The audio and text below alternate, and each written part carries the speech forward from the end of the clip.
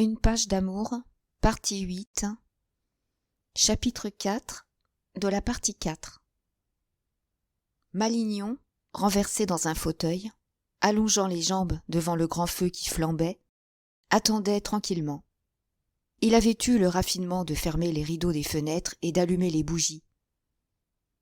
La première pièce où il se trouvait était vivement éclairée par un petit lustre et 2 candélabres. Dans la chambre, au contraire, une obscurité régnait. Seule la suspension de cristal mettait là un crépuscule à demi éteint. Malignon tira sa montre. « Fichtre, murmura-t-il. Est-ce qu'elle me ferait encore poser aujourd'hui ?» Et il eut un léger bâillement. Il attendait depuis 1 heure. Il ne s'amusait guère. Cependant, il se leva, donna un coup d'œil aux préparatifs. L'arrangement des fauteuils ne lui plut pas. Il roula une causeuse devant la cheminée. Les bougies brûlaient avec des reflets roses dans les tentures de cretonne. La pièce se chauffait, silencieuse, étouffée, tandis que, au dehors, soufflaient de brusques coups de vent. Puis il visita une dernière fois la chambre, et là il goûta une satisfaction de vanité. Elle lui paraissait très bien, tout à fait chic, capitonné comme une alcôve, le lit perdu dans une ombre voluptueuse. Au moment où il donnait une bonne tournure aux dentelles des oreillers, on frappa 3 coups rapides. C'était le signal. « Enfin !» dit-il tout haut d'un air triomphant. Et il courut ouvrir. Juliette entra, la voilette baissée, empaquetée dans un manteau de fourrure. Pendant que Malignon refermait doucement la porte, elle resta un instant immobile, sans qu'on pût voir l'émotion qui lui coupait la parole. Mais avant que le jeune homme ait eu le temps de lui prendre la main, elle releva sa voilette. Elle montra son visage souriant, un peu pâle, très calme. « Tiens, vous avez allumé !» s'écria-t-elle. « Je croyais que vous détestiez ça, les bougies en plein jour. » Malignon, qui s'apprêtait à la serrer dans ses bras, d'un geste passionné qu'il avait médité, fut décontenancé et expliqua que le jour était trop laid, que ses fenêtres donnaient sur des terrains vagues. D'ailleurs, il adorait la nuit. « On ne sait jamais avec vous, » reprit-elle en le plaisantant. « Le printemps dernier, à mon bal d'enfants, vous m'avez fait toute une affaire. On était dans un caveau, on aurait cru entrer chez un mort. Enfin, mettons que votre goût a changé. » Elle semblait en visite, affectant une assurance qui grossissait un peu sa voix. C'était le seul indice de son trouble. Par moments, elle avait une légère contraction du menton, comme si elle eût éprouvé une gêne dans la gorge. Mais ses yeux brillaient, elle goûtait le vif plaisir de son imprudence. Cela la changeait. Elle songeait à madame de Chermette, qui avait un amant. Mon Dieu, c'était drôle tout de même. « Voyons votre installation, » reprit-elle. Et elle fit le tour de la pièce. Il la suivait, réfléchissant qu'il aurait dû l'embrasser tout de suite. Maintenant, il ne pouvait plus. Il devait attendre. Pourtant, elle regardait les meubles, examinait les murs, levait la tête, se reculait, tout en parlant. « Je n'aime guère votre cretonne. Elle est d'un commun. Où avez-vous trouvé ce rose abominable? Tiens, voilà une chaise qui serait gentille, si le bois n'était pas si doré. Et pas un tableau, pas un bibelot, rien que votre lustre et vos candélabres qui manquent de style.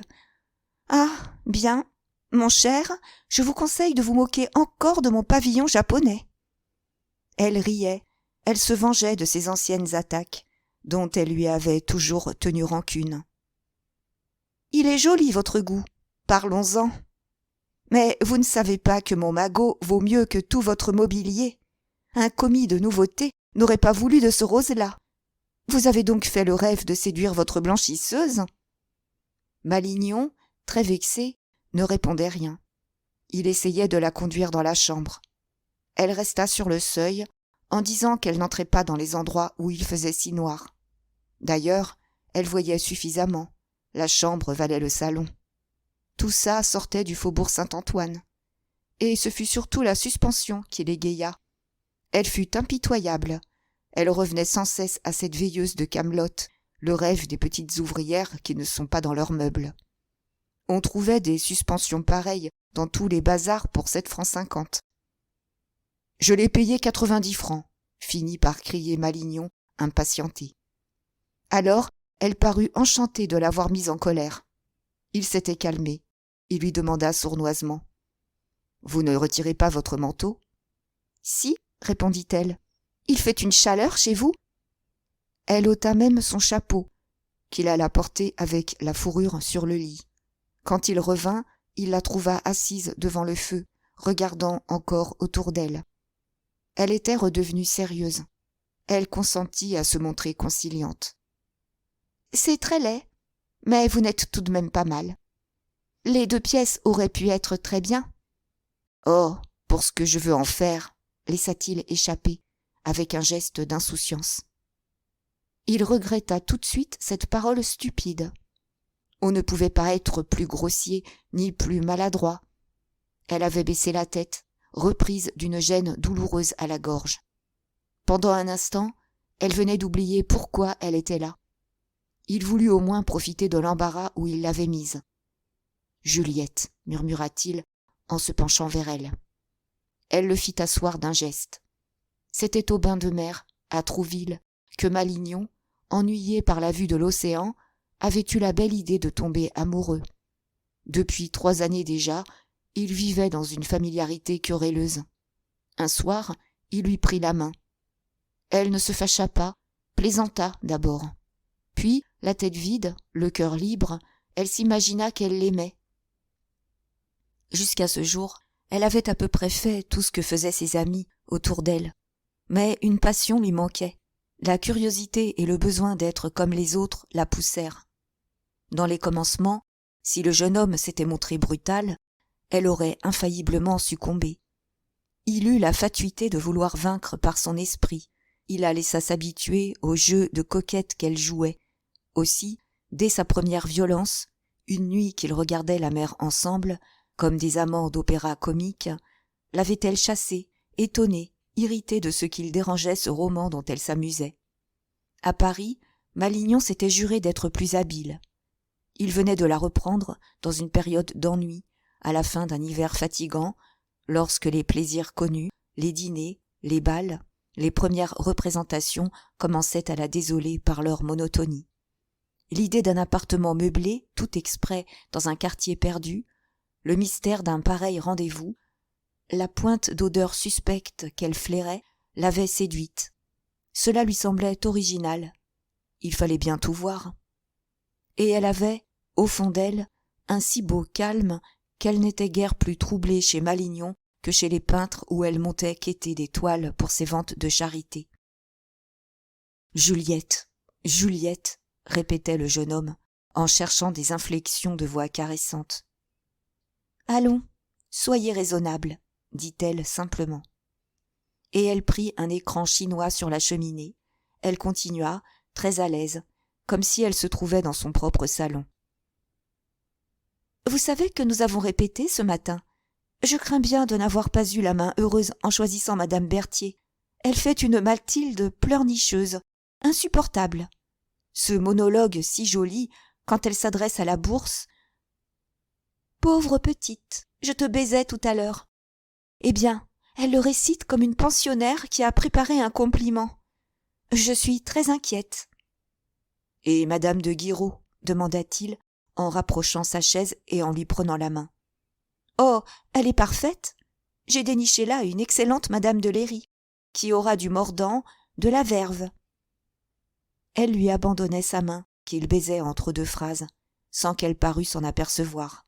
« Mais le pis, voyez-vous, disait-elle, c'est que vous ne soyez pas là. D'abord, vous feriez des observations à madame Berthier.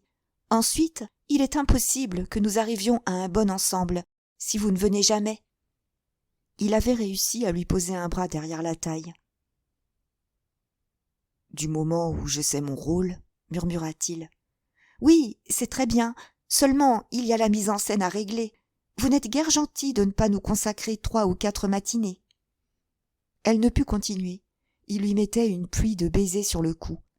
Alors, elle dut remarquer qu'il la tenait dans ses bras. Elle le repoussa en le souffletant légèrement avec l'écran chinois qu'elle avait gardé. Sans doute, elle s'était juré de ne pas le laisser aller plus loin. Son visage blanc rougissait sous l'ardent reflet du feu. Ses lèvres s'amincissaient dans la moue d'une curieuse que ses sensations étonnent. Vraiment, ce n'était que cela. Il aurait fallu voir jusqu'au bout. Et une peur la prenait. « Laissez-moi, balbutia-t-elle en souriant d'un air contraint. Je vais encore me fâcher. Mais il crut l'avoir touchée. Il pensait très froidement. Si je la laisse sortir d'ici comme elle est entrée, elle est perdue pour moi. Les paroles étaient inutiles. Il lui reprit les mains, voulut remonter aux épaules. Un instant, elle parut s'abandonner. Elle n'avait qu'à fermer les yeux. Elle saurait. Cette envie lui venait, et elle la discutait au fond d'elle, avec une grande lucidité. Cependant, il lui sembla que quelqu'un criait « non ». C'était elle qui avait crié, avant même de s'être répondue. « Non, non », répétait-elle, « lâchez-moi, vous me faites du mal. Je ne veux pas, je ne veux pas. » Comme il ne disait toujours rien, la poussant vers la chambre, elle se dégagea violemment. Elle obéissait à des mouvements singuliers, en dehors de ses désirs. Elle était irritée contre elle-même et contre lui. Dans son trouble, des paroles entrecoupées lui échappaient. Ah, certes, il la récompensait bien mal de sa confiance. Qu'espérait-il donc en montrant cette brutalité? Elle le traita même de lâche. Jamais de la vie elle ne le reverrait. Mais il la laissait parler pour s'étourdir. Il la poursuivait avec un rire méchant et bête. Elle finit par balbutier, réfugiée derrière un fauteuil, tout d'un coup vaincue, comprenant qu'elle lui appartenait, sans qu'il eût encore avancé les mains pour la prendre. Ce fut une des minutes les plus désagréables de son existence. Et ils étaient là, face à face, le visage changé, honteux et violent, lorsqu'un bruit éclata. Ils ne comprirent pas d'abord. On avait ouvert une porte, des pas traversaient la chambre, tandis qu'une voix leur criait « Sauvez-vous, sauvez-vous, vous allez être surpris !» C'était Hélène. Tous deux, stupéfiés, la regardaient. Leur étonnement était si grand qu'ils en oubliaient l'embarras de leur situation. Juliette n'eut pas un mouvement de gêne. « Sauvez-vous !» répétait Hélène. « Votre mari sera ici dans 2 minutes. »« Mon mari ?» bégaya la jeune femme. « Mon mari ? Pourquoi ça ? À propos de quoi ?» Elle devenait imbécile. Tout se brouillait dans sa tête. Cela lui paraissait prodigieux qu'Hélène fût là et qu'elle lui parlât de son mari. Mais celle-ci eut un geste de colère. « Ah, si vous croyez que j'ai le temps de vous expliquer, il va venir. Vous voilà avertis. Partez vite, partez tous les deux. » Alors, Juliette entra dans une agitation extraordinaire. Elle courait au milieu des pièces, bouleversée, lâchant des mots sans suite. « Ah, mon Dieu! Ah, mon Dieu! Je vous remercie. Où est mon manteau? Que c'est bête, cette chambre toute noire. Donnez-moi mon manteau. Apportez une bougie que je trouve mon manteau. Ma chère, ne faites pas attention, si je ne vous remercie pas. Je ne sais où sont les manches. Non, je ne sais plus, je ne peux plus. » La peur la paralysait. Il fallut qu'Hélène l'aidât à mettre son manteau. Elle posa son chapeau de travers, ne noua même pas les brides. Mais le pis fut qu'on perdit une grande minute à chercher sa voilette, qui était tombée sous le lit. Elle balbutiait, les mains éperdues et tremblantes, tâtant sur elle si elle n'oubliait rien de compromettant. « Quelle leçon! Quelle leçon! Ah, c'est bien fini, par exemple !» Malignon, très pâle, avait une figure sotte. Il piétinait, se sentant détesté et ridicule. La seule réflexion nette qu'il fût en état de faire était que, décidément, il n'avait pas de chance. Il ne lui vint aux lèvres que cette pauvre question.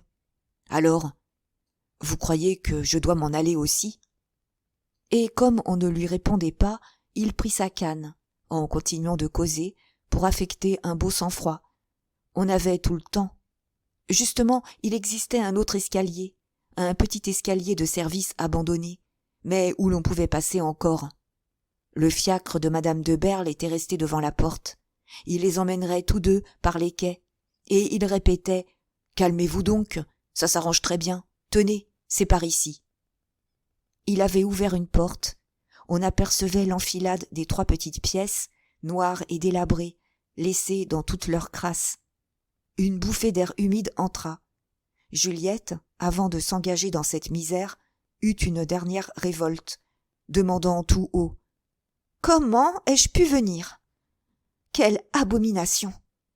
Jamais je ne me pardonnerai. »« Dépêchez-vous, » disait Hélène, aussi anxieuse qu'elle. Elle la poussa. Alors la jeune femme se jeta à son cou en pleurant. C'était une réaction nerveuse. Une honte la prenait. Elle aurait voulu se défendre, dire pourquoi on l'avait trouvée chez cet homme. Puis, d'un mouvement instinctif, elle retroussa ses jupons comme si elle allait traverser un ruisseau. Malignon, qui était passé le premier, déblayait du bout de sa botte les plâtras encombrant l'escalier de service. Les portes se refermèrent. Cependant, Hélène était restée debout au milieu du petit salon. Elle écoutait. Un silence s'était fait autour d'elle. Un grand silence, chaud et enfermé, que troublait seul le pétillement des bûches réduites en braise. Ses oreilles sonnaient, elle n'entendait rien. Mais, au bout d'un temps qui lui parut interminable, il y eut un brusque roulement de voiture. C'était le fiacre de Juliette qui partait. Alors, elle soupira. Elle eut toute seule un geste muet de remerciement. La pensée qu'elle n'aurait pas l'éternel remords d'avoir bassement agi la noyait d'un sentiment plein de douceur et de vague reconnaissance.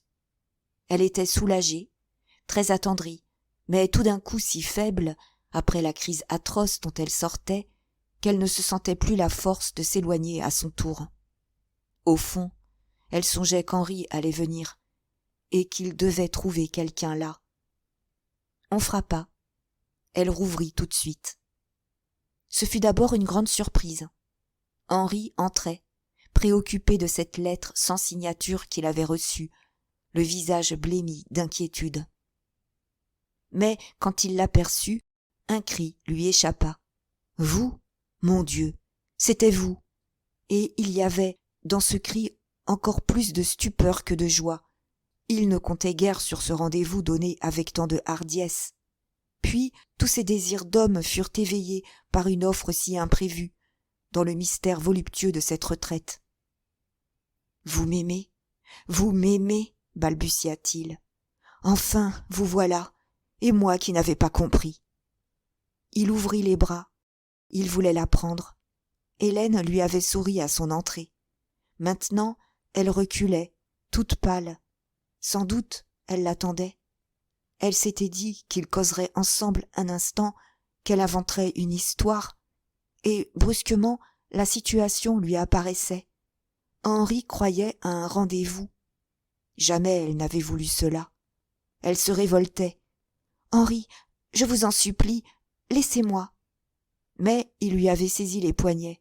Il l'attirait lentement, comme pour la vaincre tout de suite d'un baiser. L'amour grandit en lui pendant des mois, endormi plus tard par la rupture de leur intimité, éclatait d'autant plus violent qu'il commençait à oublier Hélène. Tout le sang de son cœur montait à ses joues, et elle se débattait en lui voyant cette face ardente qu'elle reconnaissait et qui l'effrayait. Déjà 2 fois, il l'avait regardée avec ses regards fous. « Laissez-moi, vous me faites peur, je vous jure que vous vous trompez. » Alors, il parut surpris de nouveau. « C'est bien vous qui m'avez écrit ?» demanda-t-il. Elle hésita une seconde. Que dire? Que répondre? « Oui, » murmura-t-elle enfin. Elle ne pouvait pourtant pas livrer Juliette après l'avoir sauvée. C'était comme un abîme où elle se sentait glisser elle-même. Henri, à présent, examinait les 2 pièces, s'étonnant de l'éclairage et de leur décoration. Il osa l'interroger. « Vous êtes ici chez vous ?» Et comme elle se taisait, « Votre lettre m'a beaucoup tourmentée. Hélène, vous me cachez quelque chose. De grâce, rassurez-moi. » Elle n'écoutait pas. Elle songeait qu'il avait raison de croire à un rendez-vous. Qu'aurait-elle fait là? Pourquoi l'aurait-elle attendu? Elle ne trouvait aucune histoire. Elle n'était même plus certaine de ne pas lui avoir donné ce rendez-vous. Une étreinte l'enveloppait, dans laquelle elle disparaissait lentement. Lui la pressait davantage. Il la questionnait de tout près, les lèvres sur les lèvres, pour lui arracher la vérité. « Vous m'attendiez ? Vous m'attendiez ?»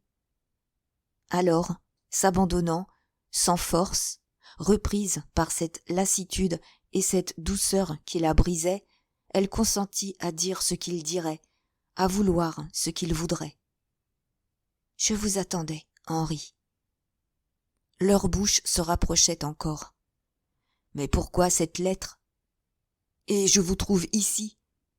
Où sommes-nous donc ? » « Ne m'interrogez pas, ne cherchez jamais à savoir. Il faut me jurer cela. C'est moi, je suis près de vous, vous le voyez bien. Que demandez-vous de plus ? Vous m'aimez ? Oui, je vous aime. Vous êtes à moi, Hélène, à moi tout entière. Oui, tout entière. Les lèvres sur les lèvres, ils s'étaient baisés. Elle avait tout oublié, elle cédait à une force supérieure. Cela lui semblait maintenant naturel et nécessaire. Une paix s'était faite en elle. Il ne lui venait plus que des sensations et des souvenirs de jeunesse. Par une journée d'hiver semblable, lorsqu'elle était jeune fille, rue des Petites Maries, elle avait manqué mourir dans une petite pièce sans air, devant un grand feu de charbon allumé pour un repassage. Un autre jour, en été, les fenêtres étaient ouvertes et un pinson égaré dans la rue noire avait d'un coup d'aile fait le tour de sa chambre. Pourquoi donc songeait-elle à sa mort ? Pourquoi voyait-elle cet oiseau s'envoler ? Elle se sentait pleine de mélancolie et d'enfantillage, dans l'anéantissement délicieux de tout son être. « Mais tu es mouillé, » murmura Henri. « Tu es donc venu à pied ?» Il baissait la voix pour la tutoyer. Il lui parlait à l'oreille, comme si on avait pu l'entendre. Maintenant qu'elle se livrait, ses désirs tremblaient devant elle. Il l'entourait d'une caresse ardente et timide, n'osant plus, retardant l'heure. Un souci fraternel lui venait pour sa santé. Il avait le besoin de s'occuper d'elle, dans quelque chose d'intime et de petit. « Tu as les pieds trempés, tu vas prendre du mal, » répétait-il. « Mon Dieu, s'il y a du bon sens à courir les rues avec des souliers pareils. » Il l'avait fait asseoir devant le feu. Elle souriait, sans se défendre, lui abandonnant ses pieds pour qu'il la déchaussât. Ses petits souliers d'appartement, crevés dans les flaques du passage des eaux, étaient lourds comme des éponges. Il les retira, les posa aux deux côtés de la cheminée. Les bas, eux aussi, restaient humides, marqués d'une tache boueuse jusqu'à la cheville. Alors, sans qu'elle songeât à rougir, d'un geste fâché et plein de tendresse dans sa brusquerie, il les lui enleva en disant « C'est comme ça qu'on s'enrhume. Chauffe-toi. » Et il avait poussé un tabouret. Les deux pieds de neige, devant la flamme, s'éclairaient d'un reflet rose. On étouffait un peu. Au fond, la chambre, avec son grand lit, dormait. La veilleuse s'était noyée. Un des rideaux de la portière, détaché de son embrasse, masquait à moitié la porte. Dans le petit salon, les bougies qui brûlaient très hautes avaient mis l'odeur chaude d'une fin de soirée. Par moments, on entendait au dehors le ruissellement d'une averse, un roulement sourd dans le grand silence. « Oui, c'est vrai, j'ai froid, » murmura-t-elle avec un frisson malgré la grosse chaleur. Ses pieds de neige étaient glacés. Alors il voulut absolument les prendre dans ses mains. Ses mains brûlaient. Elle les réchaufferait tout de suite. « Les sens-tu ? » demandait-il. « Tes pieds sont si petits que je puis les envelopper tout entiers. » Il les serrait dans ses doigts fiévreux. Les bouts roses passaient seulement. Elle haussait les talons, on entendait le léger frôlement des chevilles. Il ouvrait les mains, les regardait quelques secondes, si fins, si délicats, avec leurs pouces un peu écartés. La tentation fut trop forte. Il les baisa. Puis, comme elle tressaillait, « Non, non, chauffe-toi, quand tu auras chaud. » Tous deux avaient perdu la conscience du temps et des lieux. Ils éprouvaient la vague sensation d'être très avant dans une longue nuit d'hiver.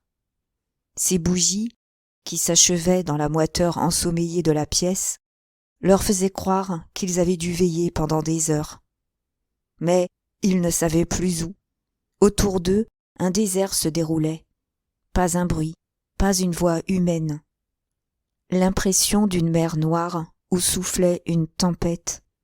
Ils étaient hors du monde, à 1000 lieues des terres, et cet oubli des liens qui les attachaient aux êtres et aux choses était si absolu qu'il leur semblait n'être là, à l'instant même, et devoir mourir là, tout à l'heure, lorsqu'ils se prendraient au bras l'un de l'autre. Même, ils ne trouvaient plus de paroles, les mots ne rendaient plus leurs sentiments. Peut-être s'étaient-ils connus ailleurs, mais cette ancienne rencontre n'importait pas. Seule, la minute présente existait, et ils la vivaient longuement, ne parlant pas de leur amour, habitués déjà l'un à l'autre, comme après 10 ans de mariage. « As-tu chaud ?»« Oh oui, merci. » Une inquiétude la fit se pencher.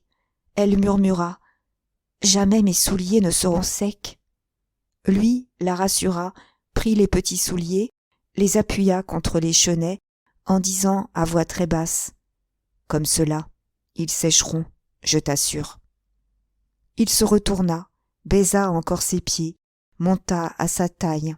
La braise qui emplissait l'âtre les brûlait tous les deux. Elle n'eut pas une révolte devant ses mains tâtonnantes, que le désir égarait de nouveau. Dans l'effacement de tout ce qui l'entourait et de ce qu'elle était elle-même, le seul souvenir de sa jeunesse demeurait encore. Une pièce où il faisait une chaleur aussi forte, un grand fourneau avec des fers, sur lequel elle se penchait. Et elle se rappelait qu'elle avait éprouvé un anéantissement pareil, que cela n'était pas plus doux, que les baisers dont Henri la couvrait ne lui donnaient pas une mort lente plus voluptueuse. Lorsque, tout d'un coup, il la saisit entre ses bras pour l'emmener dans la chambre, elle eut pourtant une anxiété dernière. Elle croyait que quelqu'un avait crié. Il lui semblait qu'elle oubliait quelqu'un sanglotant dans l'ombre. Mais ce ne fut qu'un frisson. Elle regarda autour de la pièce. Elle ne vit personne.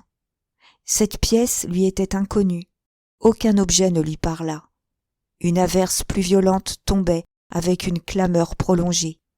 Alors, comme prise d'un besoin de sommeil, elle s'abattit sur l'épaule d'Henri. Elle se laissa emporter. Derrière eux, l'autre rideau de la portière s'échappa de son embrasse. Quand Hélène revint, les pieds nus, chercher ses souliers devant le feu qui se mourait, elle pensait que jamais il ne s'était moins aimé que ce jour-là. Chapitre 5. Jeanne, les yeux sur la porte, restait dans le gros chagrin du brusque départ de sa mère. Elle tourna la tête. La chambre était vide et silencieuse. Mais elle entendait encore le prolongement des bruits, des pas précipités qui s'en allaient, un froissement de jupe, la porte du palier refermée violemment. Puis, il n'y avait plus rien, et elle était seule. Toute seule, toute seule. Sur le lit, le peignoir de sa mère, jeté à la volée, pendait, la jupe élargie, une manche contre le traversin, dans l'attitude étrangement écrasée d'une personne qui serait tombée là, sanglotante, et comme vidée par une immense douleur. Des linges traînaient, un fichu noir faisait par terre une tache de deuil. Dans le désordre des sièges bousculés, du guéridon poussé devant l'armoire à glace, elle était toute seule. Elle sentait des larmes l'étrangler en regardant ce peignoir où sa mère n'était plus, étirée dans une maigreur de morte. Elle joignit les mains. Elle appela une dernière fois. « Maman! Maman !» Mais les tentures de velours bleu assourdissaient la chambre. C'était fini. Elle était seule. Alors, le temps coula. 3 heures sonnèrent à la pendule. Un jour bas et louche entrait par les fenêtres. Des nuées couleur de suie passaient, qui assombrissaient encore le ciel. À travers les vitres, couvertes d'une légère buée, on apercevait un Paris brouillé, effacé dans une vapeur d'eau, avec des lointains perdus dans de grandes fumées. La ville elle-même n'était pas là pour tenir compagnie à l'enfant, comme par ces clairs après-midi où il lui semblait qu'en se penchant un peu, elle allait toucher les quartiers avec la main. Qu'allait-elle faire? Ses petits bras désespérés se serrèrent contre sa poitrine. Son abandon lui apparaissait noir, sans bornes, d'une injustice et d'une méchanceté qui l'enrageaient. Elle n'avait jamais rien vu d'aussi vilain. Elle pensait que tout allait disparaître, que rien ne reviendrait jamais plus. Puis, elle aperçut près d'elle, dans un fauteuil, sa poupée, assise le dos contre un coussin, les jambes allongées, en train de la regarder, comme une personne. Ce n'était pas sa poupée mécanique, mais une grande poupée avec une tête de carton, des cheveux frisés, des yeux d'émail, dont le regard fixe la troublait parfois. Depuis 2 ans qu'elle la déshabillait et la rhabillait, la tête s'était écorchée au menton et aux joues. Les membres de peau rose bourrés de son avaient pris un alanguissement, une mollesse dégingandée de vieux linge. La poupée, pour le moment, était en toilette de nuit, vêtue d'une seule chemise, les bras disloqués, l'un en l'air, l'autre en bas. Alors Jeanne, en voyant que quelqu'un était avec elle, se sentit un instant moins malheureuse. Elle la prit entre ses bras, la serra bien fort, tandis que la tête se balançait en arrière, le cou cassé. Et elle lui parlait. Elle était la plus sage, elle avait bon cœur. Jamais elle ne sortait et ne la laissait toute seule. C'était son trésor, son petit chat, son cher petit cœur. Toute frémissante, se retenant pour ne pas pleurer encore, elle la couvrit de baisers. Cette furie de caresses la vengeait un peu. La poupée retomba sur son bras comme une loque. Elle s'était levée. Elle regardait dehors, le front appuyé contre une vitre. La pluie avait cessé. Les nuages de la dernière averse, emportés par un coup de vent, roulaient à l'horizon, vers les hauteurs du Père-Lachaise que noyaient des hachures grises. Et Paris, sur ce fond d'orage, éclairé d'une lumière uniforme, prenait une grandeur solitaire et triste. Il semblait dépeuplé, pareil à ces villes des cauchemars que l'on aperçoit dans un reflet d'astres morts. Bien sûr, ce n'était guère joli. Vaguement, elle songeait aux gens qu'elle avait aimés depuis qu'elle était au monde. Son bon ami le plus ancien, à Marseille, était un gros chat rouge qui pesait très lourd. Elle le prenait sous le ventre en serrant ses petits bras. Elle le portait comme ça d'une chaise à une autre, sans qu'il se mît en colère. Puis, il avait disparu. C'était la première méchanceté dont elle se souvint. Ensuite, elle avait eu un moineau. Celui-là était mort. Elle l'avait ramassé un matin par terre, dans la cage. Ça faisait 2. Elle ne comptait pas ces joujoux qui se cassaient pour lui causer du chagrin, toutes sortes d'injustices dont elle souffrait beaucoup parce qu'elle était trop bête. Une poupée, surtout, pas plus haute que la main, l'avait désespérée en se laissant écraser la tête. Même, elle la chérissait tant qu'elle l'avait enterrée en cachette, dans un coin de la cour. Et plus tard, prise du besoin de la revoir et l'ayant déterrée, elle s'était rendue malade de peur en la retrouvant si noire et si laide. Toujours les autres cessaient de l'aimer les premiers. Ils s'abîmaient, ils partaient. Enfin, il y avait de leur faute. Pourquoi donc? Elle ne changeait pas, elle. Quand elle aimait les gens, ça durait toute la vie. Elle ne comprenait pas l'abandon. Cela était une chose énorme, monstrueuse, qui ne pouvait entrer dans son petit cœur sans le faire éclater. Un frisson la prenait, aux pensées confuses, lentement éveillées en elle. Alors, on se quittait un jour. On s'en allait chacun de son côté. On ne se voyait plus, on ne s'aimait plus. Et les yeux sur Paris, immense et mélancolique, elle restait toute froide, devant ce que sa passion de 12 ans devinait des cruautés de l'existence. Cependant, son haleine avait encore terni la vitre. Elle effaça de la main la buée qui l'empêchait de voir. Des monuments, au loin, lavés par l'averse, avaient des miroitements de glace brunie. Des files de maisons, propres et nettes, avec leurs façades pâles, au milieu des toitures, semblaient des pièces de linge étendues, quelques lessives colossales séchant sur des prés à l'herbe rousse. Le jour blanchissait. La queue du nuage, qui couvrait encore la ville d'une vapeur, laissait percer le rayonnement laiteux du soleil. Et l'on sentait une gaieté hésitante au-dessus des quartiers. Certains coins où le ciel allait rire. Jeanne regardait en bas, sur le quai et sur les pentes du Trocadéro, la vie des rues recommencer, après cette rude pluie qui tombait par brusques averses. Les fiacres reprenaient leur chaos ralenti, tandis que les omnibus, dans le silence des chaussées encore désertes, passaient avec un redoublement de sonorité. Des parapluies se fermaient, des passants abrités sous les arbres se hasardaient d'un trottoir à l'autre, au milieu du ruissellement des flaques coulant au ruisseau. Elle s'intéressait surtout à une dame et à une petite fille, très bien mise, qu'elle voyait debout sous la tente d'une marchande de jouets, près du pont. Sans doute, elle s'était réfugiée là, surprise par la pluie.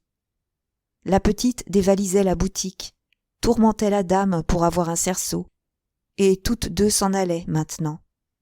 L'enfant qui courait, rieuse et lâchée, poussait le cerceau sur le trottoir. Alors, Jeanne redevint très triste. Sa poupée lui parut affreuse. C'était un cerceau qu'elle voulait, et être là-bas, et y courir, pendant que sa mère, derrière elle, aurait marché à petits pas, en lui criant de ne pas aller si loin. Tout se brouillait. À chaque minute, elle essuyait la vitre. On lui avait défendu d'ouvrir la fenêtre, mais elle se sentait pleine de révolte. Elle pouvait regarder dehors au moins, puisqu'on ne l'emmenait pas. Elle ouvrit, elle s'accouda comme une grande personne, comme sa mère, lorsqu'elle se mettait là et qu'elle ne parlait plus. L'air était doux, d'une douceur humide, qui lui semblait très bonne. Une ombre, peu à peu étendue sur l'horizon, lui fit lever la tête. Elle avait, au-dessus d'elle, la sensation d'un oiseau géant, les ailes élargies. D'abord, elle ne vit rien. Le ciel restait clair. Mais une tache sombre se montra à l'angle de la toiture, déborda, envahit le ciel. C'était un nouveau grain poussé par un terrible vent d'ouest. Le jour avait baissé rapidement, la ville était noire, dans une lueur livide qui donnait aux façades un ton de vieille rouille. Presque aussitôt, la pluie tomba. Les chaussées furent balayées, des parapluies se retournèrent, des promeneurs, fuyant de tous côtés, disparurent comme des pailles. Une vieille dame tenait à deux mains ses jupons, tandis que l'averse s'abattait sur son chapeau avec une raideur de gouttière. Et la pluie marchait. On pouvait suivre le vol du nuage à la course furieuse de l'eau vers Paris. La barre des grosses gouttes enfilait les avenues des quais, dans un galop de cheval emporté, soulevant une poussière dont la petite fumée blanche roulait au ras du sol avec une vitesse prodigieuse.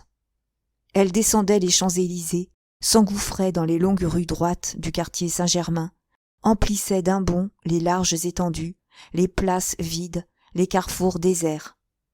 En quelques secondes, derrière cette trame de plus en plus épaisse, la ville pâlit, sembla se fondre. Ce fut comme un rideau tiré obliquement du vaste ciel à la terre. Des vapeurs montaient, l'immense clapotement avait un bruit assourdissant de ferrailles remuées.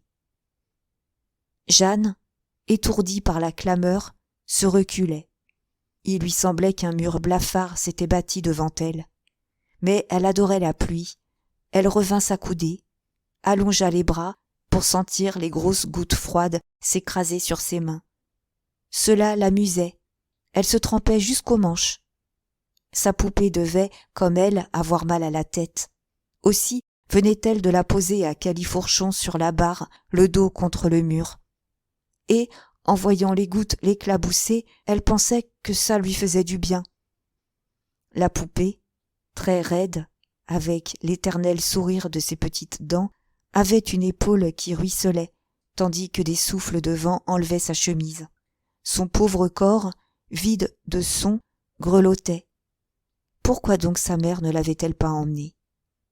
Jeanne trouvait, dans cette eau qui lui battait les mains, une nouvelle tentation d'être dehors. On devait être très bien dans la rue, et elle revoyait, derrière le voile de l'averse, la petite fille poussant un cerceau sur le trottoir. On ne pouvait pas dire, celle-là était sortie avec sa mère.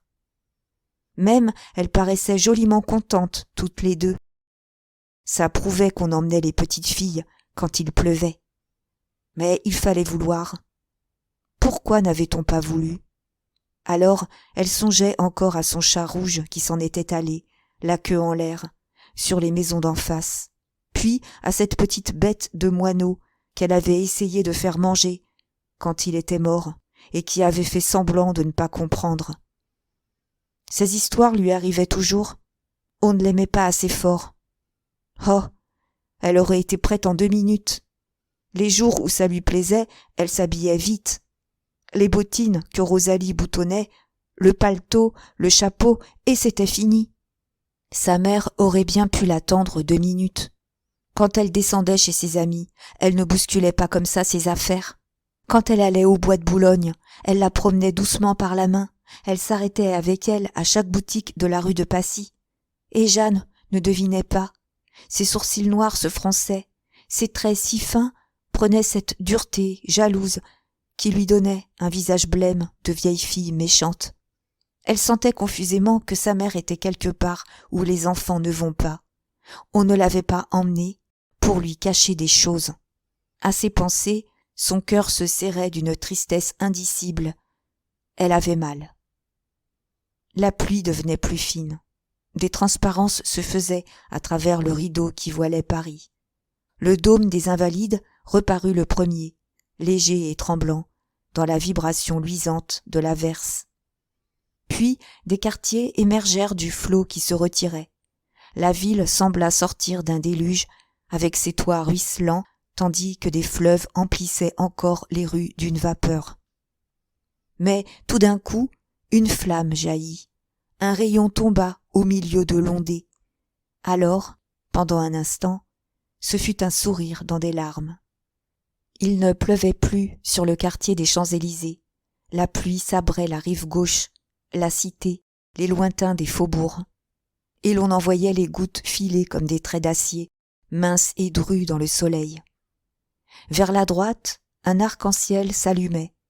À mesure que le rayon s'élargissait, des hachures roses et bleues peinturluraient l'horizon d'un bariolage d'aquarelles enfantines.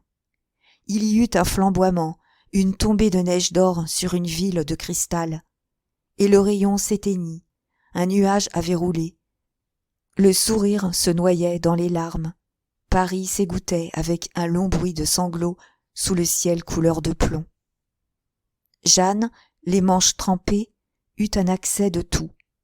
Mais elle ne sentait pas le froid qui la pénétrait, occupée maintenant de la pensée que sa mère était descendue dans Paris.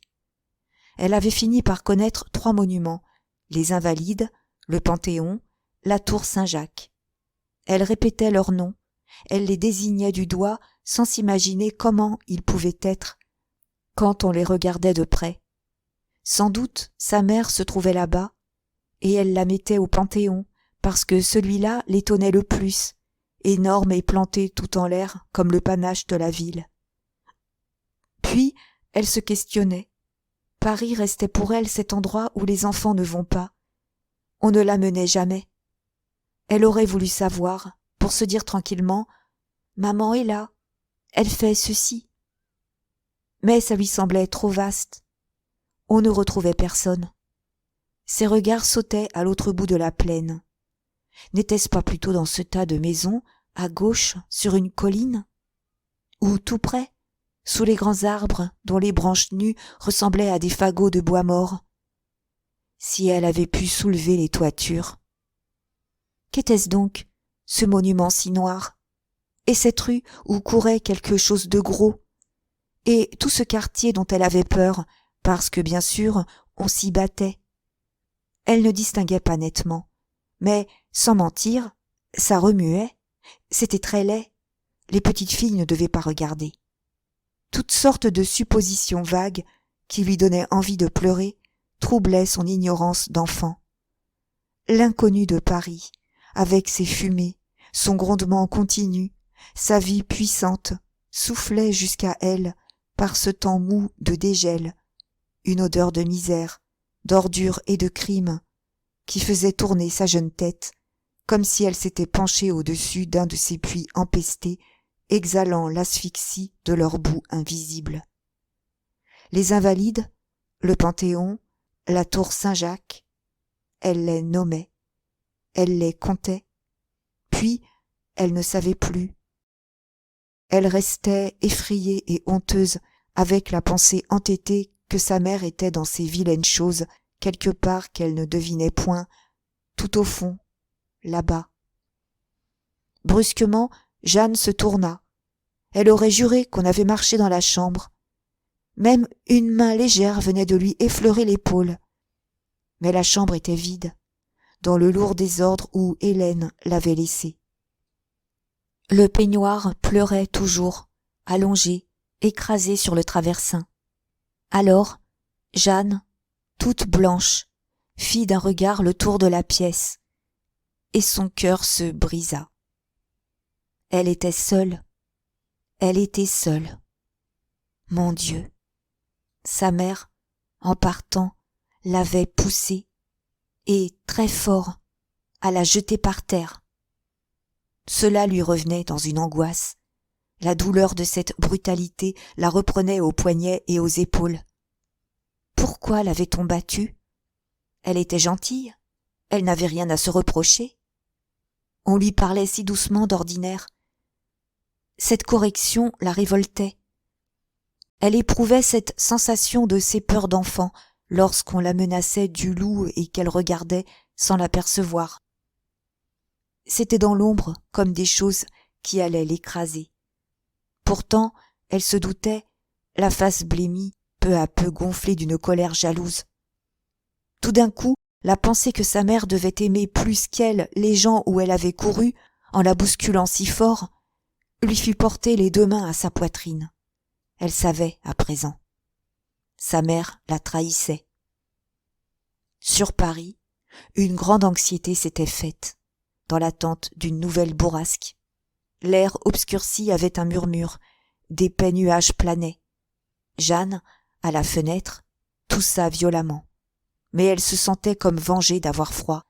Elle aurait voulu prendre du mal. Les mains contre la poitrine, elle sentait là grandir son malaise. C'était une angoisse dans laquelle son corps s'abandonnait.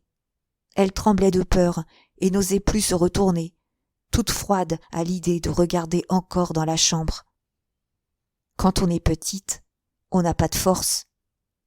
Qu'était-ce donc, ce mal nouveau, dont la crise l'emplissait de honte et d'amère douceur? Lorsqu'on la taquinait, qu'on la chatouillait malgré ses rires, elle avait eu parfois ce frisson exaspéré. Toute raidie, elle attendait dans une révolte de ses membres innocents et vierges. Et, du fond de son être, de son sexe de femme éveillée, une vive douleur jaillit comme un coup reçu de loin. Alors, défaillante, elle poussa un cri étouffé. « Maman! Maman !» sans qu'on pût savoir si elle appelait sa mère au secours ou si elle l'accusait de lui envoyer ce mal dont elle se mourait. À ce moment, la tempête éclatait.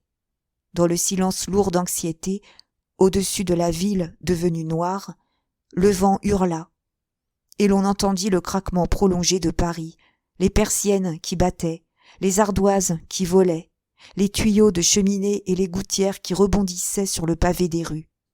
Il y eut un calme de quelques secondes. Puis un nouveau souffle passa, emplit l'horizon d'une haleine si colossale que l'océan des toitures, ébranlé, sembla soulever ses vagues et disparut dans un tourbillon. Pendant un instant, ce fut le chaos. d'énormes nuages, élargis comme des taches d'encre,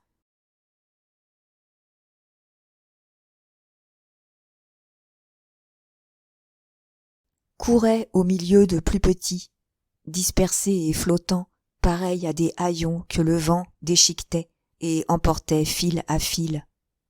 Un instant, 2 nuées s'attaquèrent, se brisèrent avec des éclats qui semèrent de débris l'espace couleur de cuivre. Et chaque fois que l'ouragan sautait ainsi, soufflant de tous les points du ciel, il y avait en l'air un écrasement d'armée, un écroulement immense dont les décombres suspendus allaient écraser Paris. Il ne pleuvait pas encore. Tout à coup, un nuage creva sur le centre de la ville. Une trombe d'eau remonta le cours de la Seine. Le ruban vert du fleuve, criblé et sali par le clapotement des gouttes, se changeait en un ruisseau de boue. Et, un à un, derrière l'averse, les ponts reparaissaient, amincis, légers dans la vapeur, tandis que, à droite et à gauche, les quais déserts secouaient furieusement leurs arbres, le long de la ligne grise des trottoirs. Au fond, sur Notre-Dame, le nuage se partagea, versa un tel torrent que la cité fut submergée. Seules, en haut du quartier noyé, les tours nageaient dans une éclaircie, comme des épaves. Mais, de toutes parts, le ciel s'ouvrait, la rive droite à 3 reprises parut engloutie. Une première ondée ravagea les faubourgs lointains, s'élargissant, battant les pointes de Saint-Vincent-de-Paul et de la tour Saint-Jacques qui blanchissaient sous le flot. 2 autres, coup sur coup, ruisselèrent sur Montmartre et sur les Champs-Élysées. Par instants, on distinguait les verrières du palais de l'Industrie fumant dans le rejaillissement de la pluie. Saint-Augustin, dont la coupole roulait au fond d'un brouillard comme une lune éteinte, la Madeleine, qui allongeait sa toiture plate, pareille aux dalles lavées à grande eau de quelque parvis en ruine. Pendant que, en arrière, la masse énorme et sombrée de l'opéra faisait penser à un vaisseau dématé, la carène prise entre 2 rocs, résistante aux assauts de la tempête. Sur la rive gauche, que voilait une poussière d'eau, on apercevait le dôme des Invalides, les flèches de Sainte-Clotilde, les tours de Saint-Sulpice, mollissant, se fondant dans l'air trempé d'humidité. Un nuage s'élargit, la colonnade du Panthéon lâcha des nappes qui menaçaient d'inonder les quartiers bas.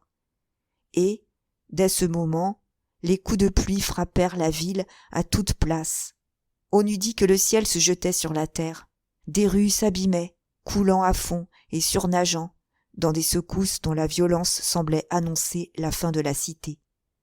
Un grondement continu montait, la voix des ruisseaux grossit, le tonnerre des eaux se vidant aux égouts. Cependant, au-dessus de Paris boueux, que ses giboulées salissaient du même ton jaune, les nuages s'effrangeaient, devenaient d'une pâleur livide, également épandus, sans une fissure ni une tache.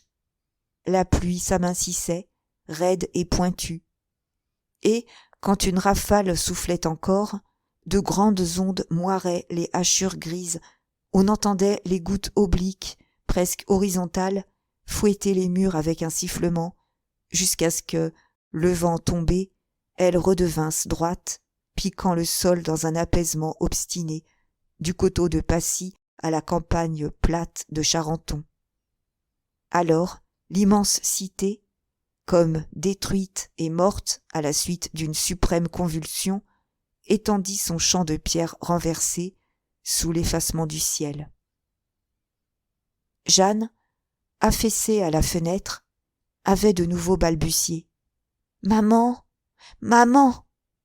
Et une immense fatigue la laissait toute faible, en face de Paris englouti. Dans cet anéantissement, les cheveux envolés, le visage mouillé de gouttes de pluie, elle gardait le goût de l'amère douceur dont elle venait de frissonner, tandis que le regret de quelque chose d'irrémédiable pleurait en elle. Tout lui semblait fini. Elle comprenait qu'elle devenait très vieille. Les heures pouvaient couler, elle ne regarderait même plus dans la chambre. Cela lui était égal, d'être oubliée et seule.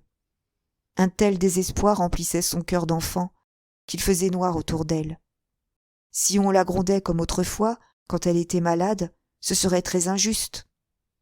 Ça la brûlait, ça la prenait comme un mal de tête. Sûrement, tout à l'heure, on lui avait cassé quelque part une chose. Elle ne pouvait empêcher ça. Il lui fallait bien se laisser faire ce qu'on voulait. À la fin, elle était trop lasse. Sur la barre d'appui, elle avait noué ses 2 petits bras et une somnolence la prenait, la tête appuyée, ouvrant de temps à autre ses yeux très grands pour voir l'averse. Toujours la pluie tombait. Le ciel blême fondait en eau. Un dernier souffle avait passé. On entendait un roulement monotone. La pluie souveraine battait sans fin au milieu d'une solennelle immobilité la ville qu'elle avait conquise, silencieuse et déserte. Et c'était, derrière le cristal rayé de ce déluge, un Paris fantôme, aux lignes tremblantes, qui paraissait se dissoudre. Il n'apportait plus à Jeanne qu'un besoin de sommeil, avec de vilains rêves, comme si tout son inconnu, le mal qu'elle ignorait, se fût exhalé en brouillard pour la pénétrer et la faire tousser. Chaque fois qu'elle ouvrait les yeux, des hoquets de toux la secouaient, et elle restait là quelques secondes à le regarder. Puis, en laissant retomber la tête, elle en emportait l'image. Il lui semblait qu'il s'étalait sur elle et l'écrasait. La pluie tombait toujours. Quelle heure pouvait-il être maintenant ? Jeanne n'aurait pas pu dire. Peut-être la pendule ne marchait-elle plus. Cela lui paraissait trop fatigant de se retourner. Il y avait au moins 8 jours que sa mère était partie. Elle avait cessé de l'attendre. Elle se résignait à ne plus la revoir. Puis elle oubliait tout, les misères qu'on lui avait faites, le mal étrange dont elle venait de souffrir, même l'abandon où le monde la laissait. Une pesanteur descendait en elle avec un froid de pierre. Elle était seulement bien malheureuse, oh. Malheureuse autant que les petits pauvres perdus sous les portes, auxquels elle donnait des sous. Jamais ça ne s'arrêterait. Elle serait ainsi pendant des années. C'était trop grand et trop lourd pour une petite fille. Mon Dieu, comme on toussait, comme on avait froid, quand on ne vous aimait plus. Elle fermait ses paupières appesanties dans le vertige d'un assoupissement fiévreux, et sa dernière pensée était un vague souvenir d'enfance, une visite à un moulin avec du blé jaune, des graines toutes petites qui coulaient sous des meules grosses comme des maisons. Des heures passaient. Chaque minute apportait un siècle. La pluie tombait sans relâche, du même train tranquille, comme ayant tout le temps, l'éternité, pour noyer la plaine. Jeanne dormait. Près d'elle, sa poupée, pliée sur la barre d'appui, les jambes dans la chambre et la tête dehors, semblait une noyée, avec sa chemise qui se collait à sa peau rose, ses yeux fixes, ses cheveux ruisselants d'eau. Et elle était maigre à faire pleurer, dans sa posture comique et navrante de petite morte. Jeanne, endormie, toussait, mais elle n'ouvrait plus les yeux. Sa tête roulait sur ses bras croisés. La toux s'achevait en un sifflement, sans qu'elle s'éveillât. Il n'y avait plus rien. Elle dormait dans le noir. Elle ne retirait même pas sa main, dont les doigts rougis laissaient couler des gouttes claires, une à une, au fond des vastes espaces qui se creusaient sous la fenêtre. Cela dura encore des heures. Des heures. À l'horizon, Paris s'était évanoui comme une ombre de ville. Le ciel se confondait dans le chaos brouillé de l'étendue. La pluie grise tombait toujours. Entêtée,